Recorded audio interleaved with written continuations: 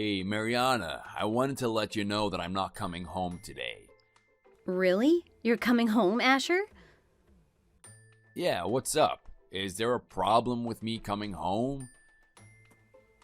No, that's not what I meant at all. It's just that I've been telling you I wanted you to come back for ages and you never came.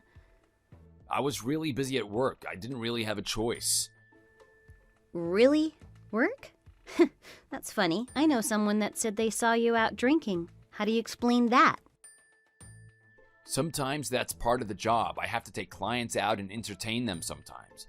Or if my boss wants to get a drink after work, I can't just tell him no. I also need to blow off a little steam after a hard day now and then. It's good to get out with some of the guys and just let it go for a bit. They probably saw me out like that. It's nothing to stare at or pick apart. It's just part of life. When was the last time you came home? 2 weeks ago? And when I've tried calling you, you've ignored me. You haven't answered my texts much either. You can't expect me to not be upset. Anyone in my shoes would be mad. What are you doing? Where are you staying every night? The office has so many traveling salesmen that it keeps some rooms in one of the local apartment buildings rented out. They've been letting me stay there. I told you that already. I know I did. What are you fussing about? There's no reason to be so huffy. Well, in that case, why are you coming home today? Last time you showed up, you said you were here to pick up some clothes. If that's what you were doing, I don't think you'd be telling me ahead of time. You don't have to be in such a rush to point fingers at me. I've caught a little bit of a cold lately and I haven't been feeling my best. I just wanted to spend some time at home. You're sick? Yeah, that's what I was trying to tell you. I've got a fever and my head is pounding. My nose won't quit running either. I feel awful. So I figured it's probably going to get worse before it gets better.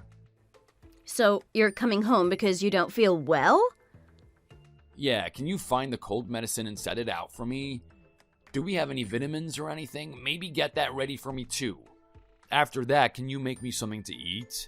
You know that egg dish that I like so much? Make that for me. So you only want to come home when you need someone to take care of you. I should have known. Will you be quiet already? Let it go. I want to come home to my own home. What's wrong with that? I'm the one paying the bills around the place. I take care of you and our little Annie. All you have to do is work a little part-time job and take care of her when she isn't at school. I'm not asking for much. Just get the medicine together and make me some dinner. I read you loud and clear. I'll get everything ready for you. You could have just started with that from the beginning, you know? You didn't have to talk back to me. You're always picking at me. No need to henpick. I haven't been home in a while. Aren't you even a little bit glad to see me? No need to be so mean to me. You act like you don't even love me. Do you still care about me? Do you still think about me like that? I'm too tired to deal with this. I don't want to go back and forth with you like this. My head hurts too much right now anyway. Enough. When I get home, let's keep the conversation to a minimum. Don't talk to me unless it's about something important, okay? Well, of course. I'll be sleeping in Annie's room with her tonight. You have a good night's sleep. You won't hear a peep out of me. Is it because I'm sick? Don't be like that. If I get sick too, there won't be anyone to take care of you. And if you're down with the cold and then I get sick, Annie will be on her own. She's too little to take care of herself, you know. Besides, she has a big piano recital next month. She can't take any time off of her lessons. She needs me healthy right now. I guess you're right. I need you healthy to take care of me too. I understand. Can you go ahead and set the humidifier up in our room then? It'll help me breathe better when I sleep. I really need to get better this weekend so I don't need to miss any work next week.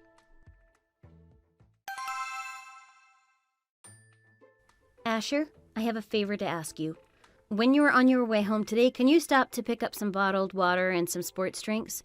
Also, can you pick up some cooling sheets? You know, the ones that you put on your forehead? Get the little ones made for kids.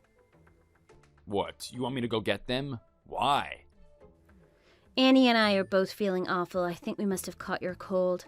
You're the only person I know to ask. No, thank you.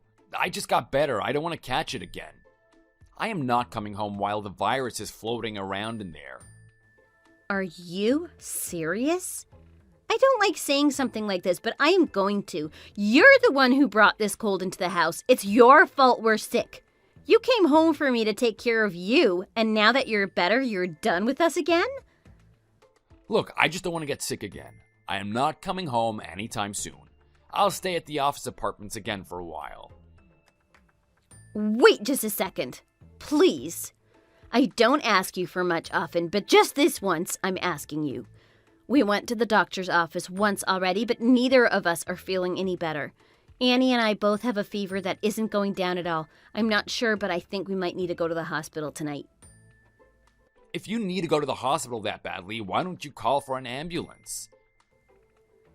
Why would you say that?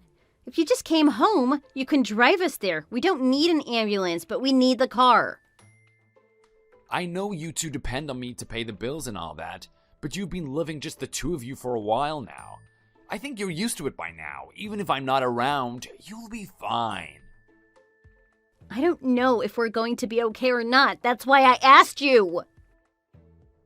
Really? Let's think about it for a minute. What do you have in your hand right now? A cell phone, right? Use your brain and use that. If you can contact me this way, you can contact anyone. Use one of those app delivery services. They can bring anything you need to the house. And if you need someone to drive you anywhere in the middle of the night, you can always call a taxi cab. Why do you want to bother me when you can handle all of that on your own? You don't need me. You were here for days while you were sick. I took care of you. I did everything you asked me to do and more. I made you meals. I took you to the doctor. I picked up your medicine from the pharmacy. I did all of that for you. What? So, am I supposed to do it too? I'm the one earning the money for the family. I keep you two fed and housed. Don't you owe it to me to take care of me when I'm sick? It shouldn't matter it might get you sick or not. You owe me. And besides, it's completely different for me to be sick than it is for you two. I have to go to work every single day. I have things to do too, you know. I have a job. I know it's part-time, but it is my job. I take care of the house, I'm raising our daughter, and Annie needs to go to school every day. And next month is her big piano recital. She's been practicing so hard every single day, and now she's too sick to play. That's not the same at all. Right now is a really important time in the office for me. I have a huge project on the line. I can't get sick again right now. It's bad enough I was sick already, but I can't miss any more time at work. Be mad if you want, but I am taking care of me right now, and that means not coming home. If you don't care about me, then fine. That's your choice to make. But don't you care about Annie? She's only in first grade. She's so young. Your daughter is in pain and is suffering right this minute, and you're so selfish that you won't come home just to help because you don't want to catch a cold? She won't get better just because I come home. The most important thing she can do right now is get plenty of rest. I see. I get it. That's fine. I won't ask you for anything again. You keep that in mind. I do not need to get sick again. I need to be more careful, and you do too. Hey, I have an idea. If things are really that bad, why don't you call my mom and ask for some help? Your mother? Are you kidding? She lives over an hour away. How am I supposed to ask her for help? You said you're sick. If it's really that bad, you can ask her. And if it isn't bad enough, then why are you asking me? Besides, your parents live even further away. It's not like you can ask them. You're just so close by. You could be here in just a few minutes. It makes more sense to ask you. What are you whining about? I'm just trying to give you some ideas. There's no point in trying to be nice to you. All you do is complain or shoot me down. You've gotten yourself a real bad attitude since we got married and had Annie. You know that? I could leave you anytime I wanted. It would be easy to walk away. I am tired of dealing with this. You need me, so quit complaining already. I don't want to hear it again. Then again, if you want me to go, then go ahead. Do as you please. It's fine by me.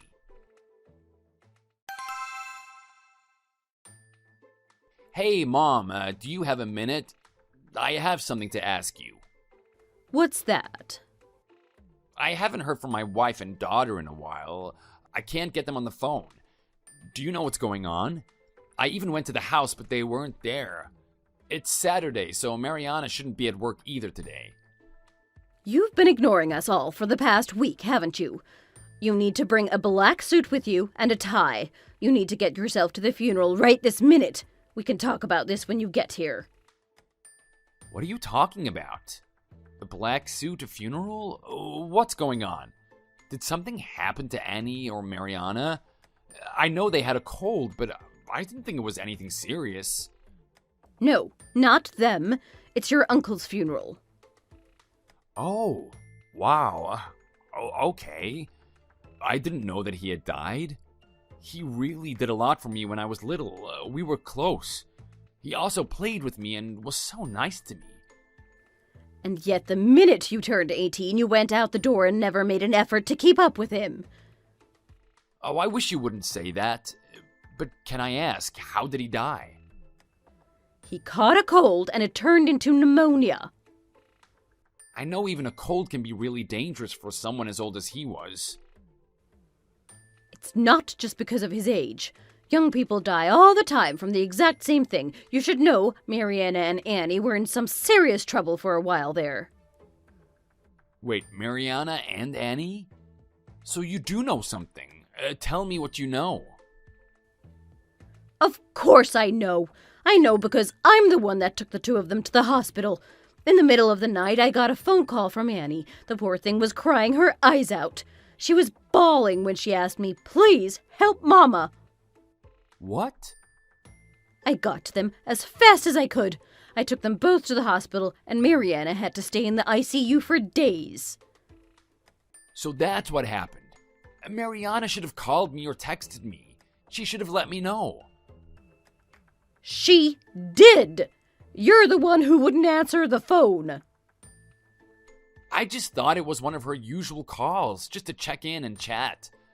And I've been really busy at work. I couldn't come home lately. I've had too much to do. But I'm glad you were there to help them. Thank you, Mom. To tell you the truth, I'm the one that told Mariana she should call you. I told her that anytime she was in trouble, she could reach out to you. Oh, give me a break. She asked you for help first. She just told me she wanted to come home. And it was just a cold, right? I caught it before they did. I was sick for a few days, but it was never really a big deal when I had it. Everybody is different. A little cold for you can turn into a big illness for someone else. Just look at your uncle. And besides, I heard what happened. You told her you didn't want to come home because you didn't want to catch it again yourself. Your father and I have already talked about it. After the funeral today, you are forbidden from coming in this house. We have no son. You're as dead to me as your uncle. What? Mom, what are you saying? You're disowning me? I'm your only son. What are you and Dad gonna do if you get in trouble? Who are you gonna call if you need something? I think we will be fine. We don't want to bother you. I think we can manage that just fine. Apparently you're not the kind of man that shows up when his family needs him anyway. No son of mine would treat his wife and child the way you treat yours. I must not have a son. And you won't be in our will, either. You aren't getting anything from us. Wait, Mom, come on, give me a break. I was too busy at work to come take care of them. What was I supposed to do? And you didn't even tell me they were sick. Not that sick, anyway. You should have let me know they were in trouble. If I had known that they were going to be in hospital, I would have rushed there. What's the point in having a man like you rushing after them? Let's take your uncle's funeral, for example. If I hadn't heard from you today, I wasn't even going to tell you about it. Why are you taking Mariana's side so fast? You haven't asked me anything. You've only heard her side of the story. You don't know what really happened. After the funeral, we need to talk. I need you to listen to what I have to say. I think if you heard my side of things, you wouldn't be so fast to cut me off. Hey, Mariana. I wanted to let you know that I just got home. Is that so? I'll be by sometime this week to pick up our things. After I've gotten all of our stuff out of the house, I'll leave the key in the mailbox for you. I'll text you when I do so you'll know to get it. Please, just give me a minute. I want to talk things over one more time. Can we meet? We talked about it already. Our last meeting was a few days ago. Your parents were kind enough to be there as well. Don't tell me you want to try to fix things now. It's too late for that. You already agreed to the divorce. I don't want to drag this out any further. I couldn't really say what I wanted to in front of my parents. That was a really important meeting. Your parents were there as witnesses as much as they were support. If you couldn't say what you wanted to say then, I'm afraid that's your problem. I suppose that may be true, but you should know, I broke things off with my mistress yesterday. Wow. So what? What do you mean, so what? Don't you see what I'm trying to tell you? What exactly is it that you're trying to tell me? I'm letting you know I ended it. I've cleaned up my life. I'm gonna do better for you and for Annie this time. Things will be different. I did it for you. So, what do you want me to say? Thanks for breaking up with your girlfriend. I forgive you? I'm not saying that. I'm just saying that I want you to see that I've changed.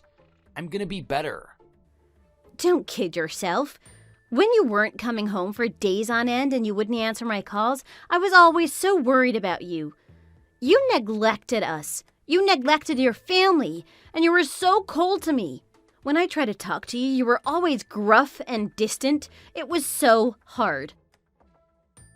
I'm sorry. I never wanted to believe you were cheating on me, but I suspected it. I even asked a private eye to look into it for me. He found out you were messing around with one of the girls at work. Ever since that day, my life has been a living hell. I couldn't just leave you. I had to think about what was best for Annie.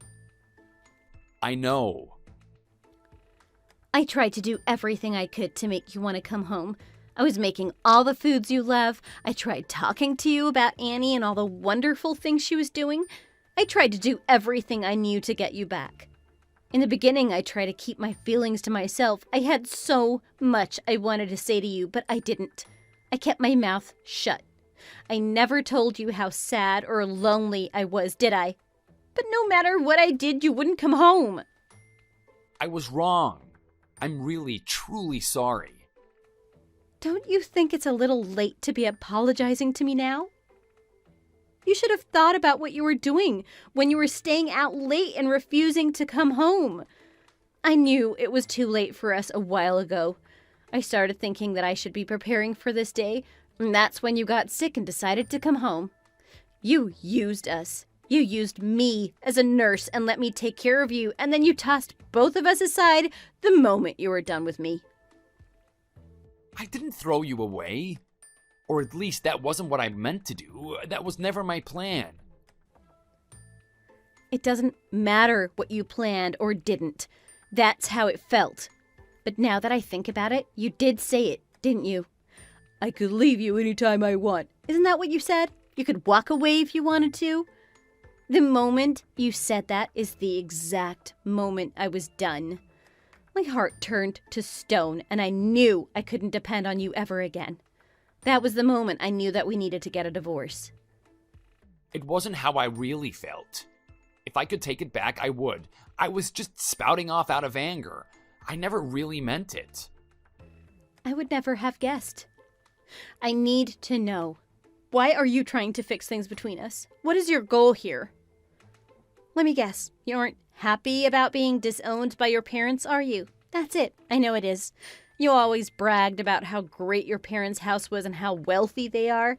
You thought you'd have a fat inheritance. That's not it at all. There's a lot more to it than that. I don't want to lose you, and I don't want to lose Annie either. Well, now that you put it that way, I know it's that you don't want your parents to cut you off. I can't believe a single word that comes out of your mouth. You were never staying at any apartment that the office rents. You were going home to your mistress every day. You were already living your life like you'd left us. You just hadn't signed the papers yet. I really never planned to leave you. It was just one of those silly things you do in the heat of the moment, like a madness. I wasn't making plans for the future. A madness? You shouldn't let your little passions ruin your wife and your child's life. I was afraid to talk to you about getting a divorce because of Annie. I wanted what was going to be best for her, and I was hoping we could fix things. When you told me you were coming home, I thought we had a chance. But you ruined everything. And as usual, here you are, trying to fix things, and it's too late. It is always too late with you. Mariana, I'm sorry. I mean it. I finally understand everything now. I get it. You two are the most important things in my life. From now on, I'll treat you right. I won't do anything to hurt you or to make your life hard. I'll make sure you both know you're important. I'll always put you first. Think about Annie. It's going to be hard for her without me. Of all people to say such a thing, it doesn't mean anything coming from you. When we were burning up with fever, you didn't care at all. You tossed us aside like garbage. But now you want to tell me how hard things are going to be for Annie? Shut your mouth! If I had to live with you again, I won't be able to say anything nice to you. It would be nothing but complaints from me. And you're the one that said if I complained anymore, you would leave me, remember? So, I'm granting your wish. I'm giving you a divorce, just like you wanted. You're welcome. After that, I immediately reached out to my in-laws. I asked them if they would be there when we signed the divorce papers. Of course, they said yes. They've been so supportive. Having them there meant a lot to me, and any time my husband opened his mouth, my mother-in-law swooped in and gave him a good roasting. She had my back the entire time, and I've never felt safer than I did with her in the room. It kept him from delaying the divorce any longer than he already had. There was no more talk of getting back together. I was so relieved to be done. It seems like the only reason he ever broke things off with his mistress was because he was going to be paying alimony. Really, she probably ended things with him once she found out about it. I think he'd been giving his mistress a good bit of money while they were together. I suppose she thought it was going to keep going after the divorce, but then she found out it wasn't the case. He's going to be sending me alimony and child support every month from now on. He can't afford to keep spoiling her now that he has those kinds of debts to pay. I think they were just fighting about money, and one thing led to another. I doubt he ever really wanted to end things with her at all. He might have thought it would get him back in good graces with his parents, too. From what I understand, the girl he was seeing was one of his co-workers. When she and my ex broke up, she started circling rumors about him at the office. Word got around about their affair, and it affected things at work for him. The chemistry in the office changed, and they were at each other's throats. Both of them were sent to work in different departments after that. He'd been up for a promotion before everything happened, but it cost him his chance. Then when he was sent to work in a different department, he was demoted. I hear he's been put in the least important department of the entire company. He lost his family, he's been disowned by his parents, his career has gone completely off the rail. All that he has left at this point is a fat mortgage and child support payments. I have to wonder if he finally understands just how terribly he treated us. Honestly, I doubt he really gets it even now. My daughter and I, on the other hand, are doing really well. We moved to a new home that isn't far from my in-laws. We started a new life for ourselves. Even though I'm not married to their son anymore, my in-laws have been wonderful. They're always supportive of me, and they've helped me with Annie. They always treat her like she's the most important person in the world. They see her almost every day. They come to her recitals and play with her. She even spends the night at their house sometimes. I know that she's going to have a wonderful life and a great future ahead of her. I was worried the divorce would be hard on her, but I honestly think her life is going to be better for it. I have so many people around me that have supported me along the way. I'm so thankful to all of them. They've truly spoilt me and my daughter. I want to give her a better life than she had before, when her father and I were together. I try to make her house cheerful and to make sure she has a smile on her face every day. I'm building a bright future for my daughter, and I'm finally happy now. Thanks for watching. If you enjoyed this video, be sure to hit the like button for more great content. Hey, honey. Just listen to me for a second. What is it? Do we really need to talk right now, or can it wait until tomorrow? I'm about to board my flight. Samantha only got a 70 on the test again. 70 points? I don't think that's such a bad score. Let's not worry about something that's not even worth worrying about. It's actually a pretty bad score. Maureen got a perfect score on the same test. How can that be? They are twins, so how can they be so different? Samantha should have scored just as well as Maureen. There you go again. It's always the same thing with you. You only care about Maureen. Remember, it's not like Samantha isn't even trying. Well, even though she's trying, that must be about the best she's able to do. Maureen always does well at everything, without any struggle. She's always been way ahead of Samantha since they were born, and especially since they started to walk and talk. So what's wrong with loving her more? Remember, good grades aren't the only important thing in life. After all, how about your grades? Why don't we talk about the grades you got in school, and what getting those scores did to your life? Maureen is better at academics and Samantha is better at sports, and it's our job as parents to bring out the best in each of them. Not to give our very best to whichever daughter we think is doing better at the moment and give only thoughtless leftovers to the other. My, oh my. Even though Samantha is obviously very good at sports right now, that won't be of any real help to her in the future. I wonder how they can be so different from each other even though they are actually twins. Come on, even twins are different people. They each have their own mind, and they're each living their own lives. So it's not like their entire lives can ever be identical even though they were born one right after the other. Well, that's why I'm more fond of the one who always excels over the other. That's overstepping the line. Just listen to yourself. I have an idea. I'm thinking of sending Maureen to a famous private high school in Manhattan.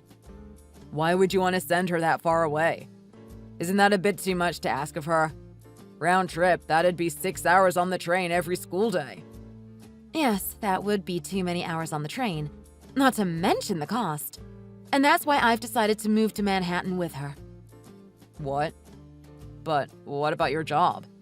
It's not remote, and they already told you no once when you asked before.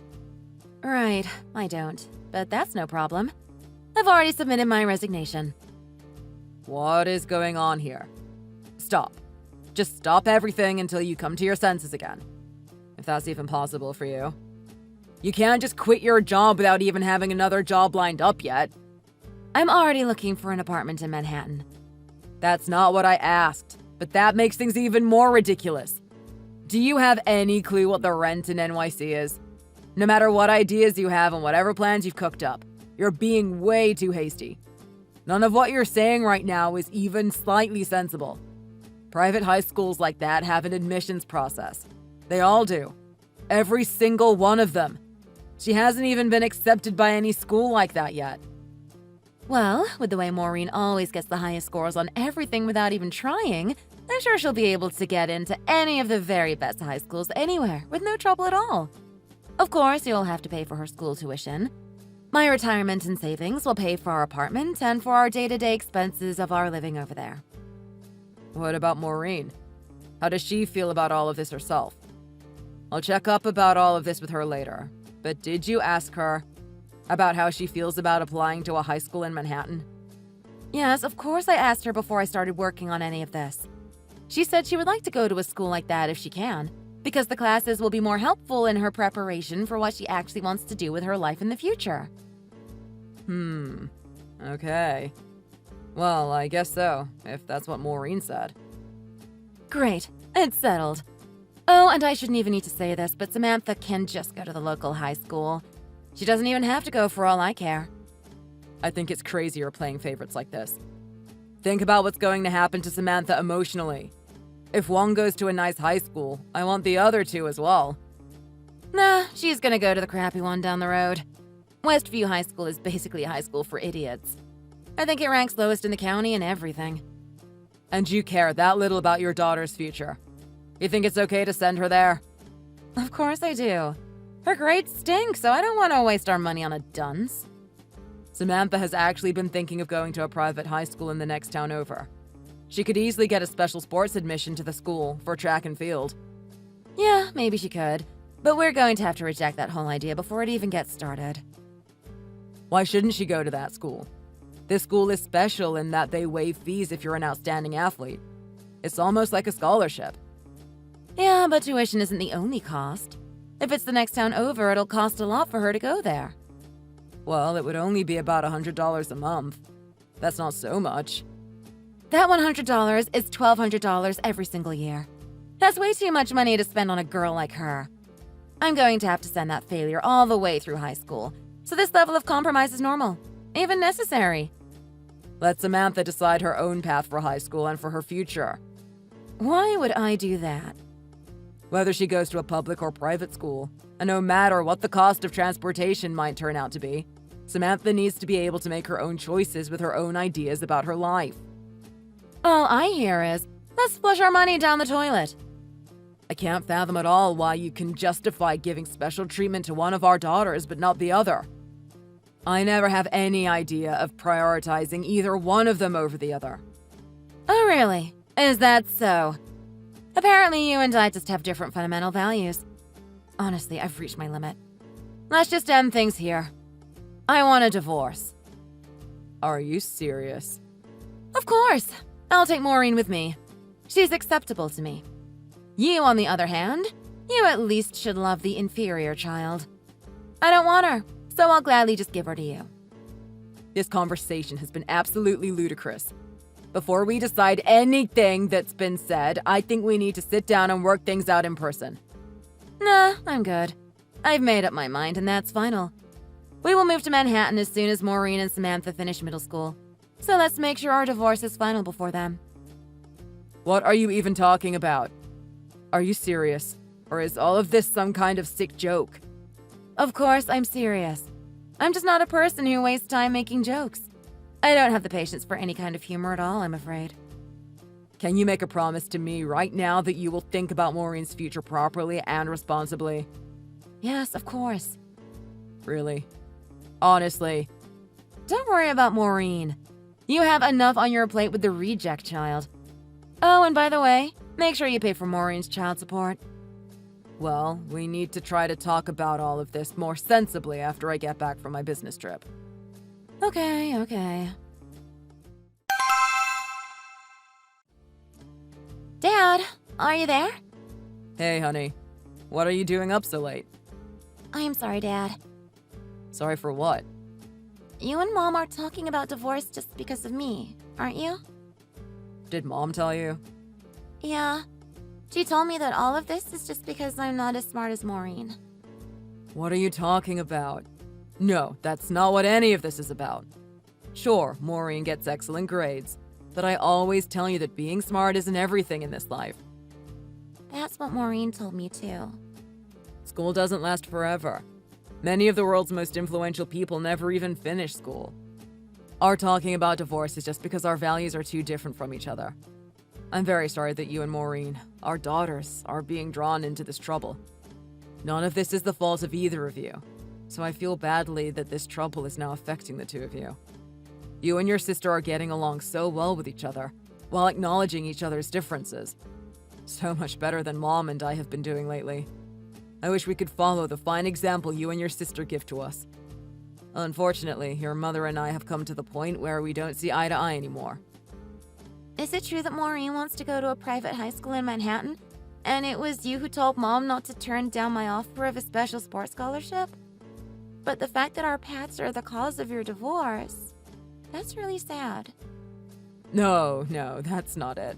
You don't need to think of it that way, because that's just not the way it actually is at all. I will provide financial support to Maureen as well, and you and Maureen will always be our children. You can continue making any choices you feel are necessary and the best for your future. I will do whatever I need to do as your father, and I will always love and support both of you forever. Thank you for saying so, Dad. I feel a little better now. Well, it's been a long time. Hey, this is Sandra. I need to talk with you about our daughter. Can you please reply? What do you want? Oh, hello to you too. At least you haven't blocked my texts, even though you don't keep in touch very often while our daughters keep growing up as the years go by. The ability to keep in touch is necessary, whether we actually want to or not. Even though we are divorced, Maureen and Samantha are still our daughters.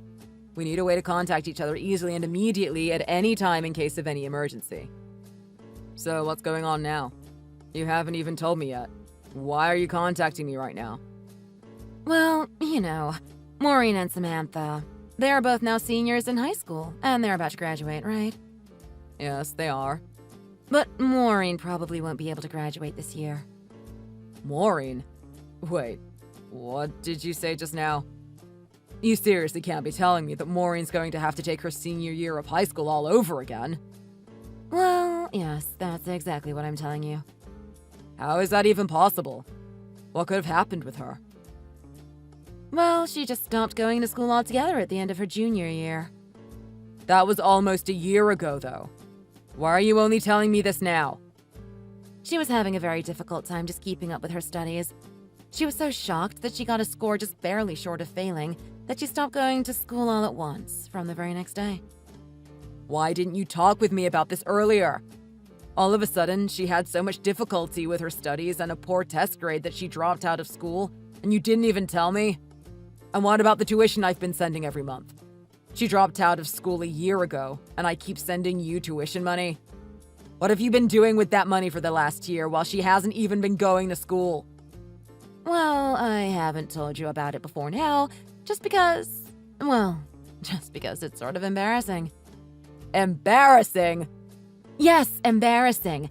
Because I thought she would always continue being excellent at everything, so I gave her all of my undivided attention. But the end result is turning into a real disaster. But if I am understanding correctly what I am hearing from Samantha, it sounds like she's on the verge of falling out of school too.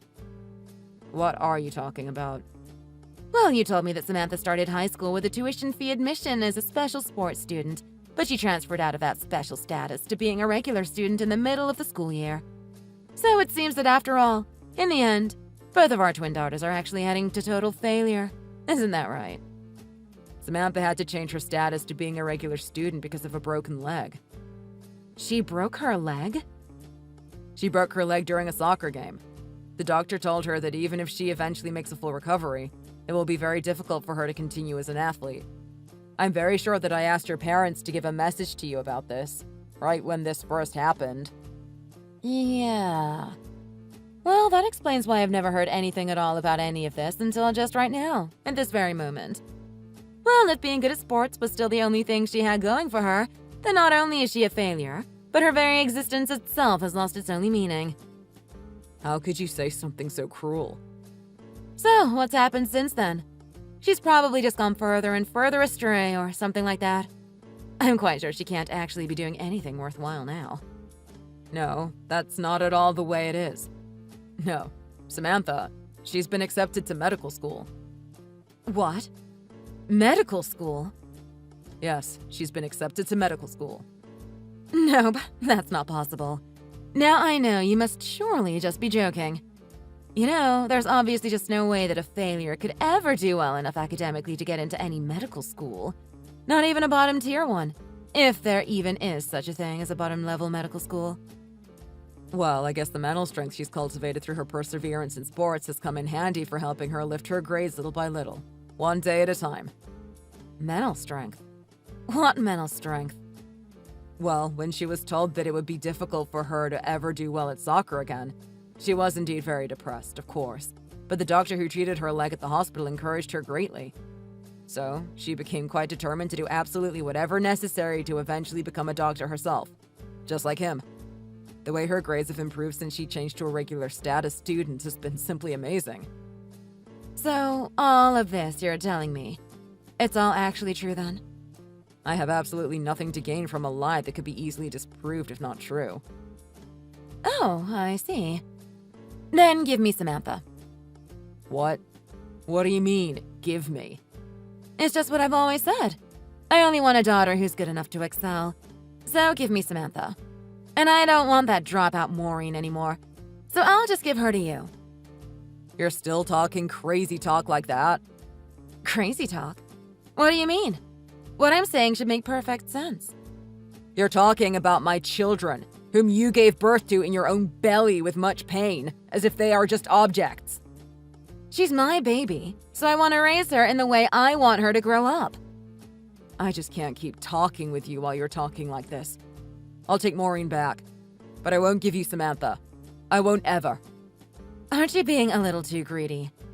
You felt good about having that talented Samantha with you for the last 3 years. So it's my turn next. They will graduate from high school in a month, and we should trade Samantha and Maureen at the same time. No, you can't have Samantha. That will never work, no matter what. Oh, it won't? And why not?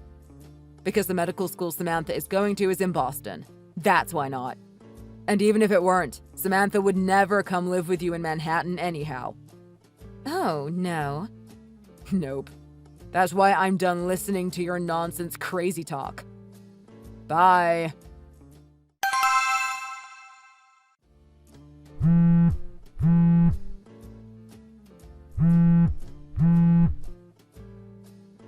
Hey, please answer. I am in big trouble. Real trouble this time. Okay, what is it?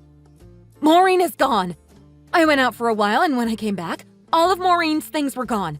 Her room was completely empty all of a sudden. Just like that. Samantha went to pick up Maureen. What? What do you mean? Maureen told me all about you. About how you haven't worked at all since you moved to Manhattan. About how you had been living on your savings and pocketing child support.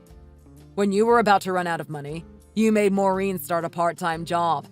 The reason she got bad grades is because she had no time to study since you were forcing her to work for you. You were so lazy that you were willing to risk our daughter's education just so you didn't have to lift a finger. Then when she stopped going to school, you didn't even tell me. And you've been living on the tuition money I've been sending for a year now. Tuition money for a school she hasn't even been going to.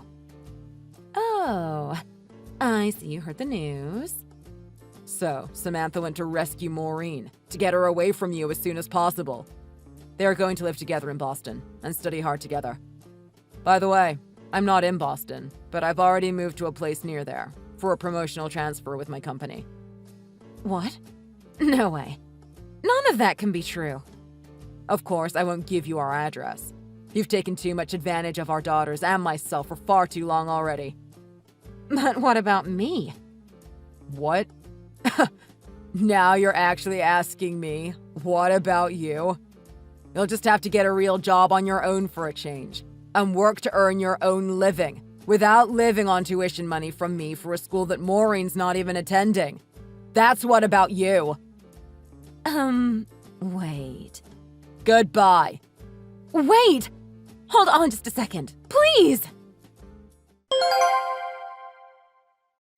After that, Sandra went back to her parents' home in her hometown. Her parents were no longer there because they'd already moved into a nursing home with the money from selling their home. The home was being occupied by someone who didn't know Sandra. Sandra became irate, demanding to know where her parents were. The new house owner had no idea and had to call the police to take Sandra away because she wouldn't leave and wouldn't stop screaming. Sandra couldn't even stay in her own hometown because there were so many rumors about her there. So she left to go live somewhere else. Meanwhile, Maureen was rescued by Samantha, and she transferred to a part-time school in Boston. Maureen plans to go to a technical school after graduating from high school because she wants to work in the IT field in the future. Even though my daughters have been pushed around too much and too long by their mother's unreasonable mistreatment of them, I'm very happy that they are now growing up straight and strong, and I will continue to give them all the love I can as their father. Thank you for watching. Please rate our videos and subscribe to our channel.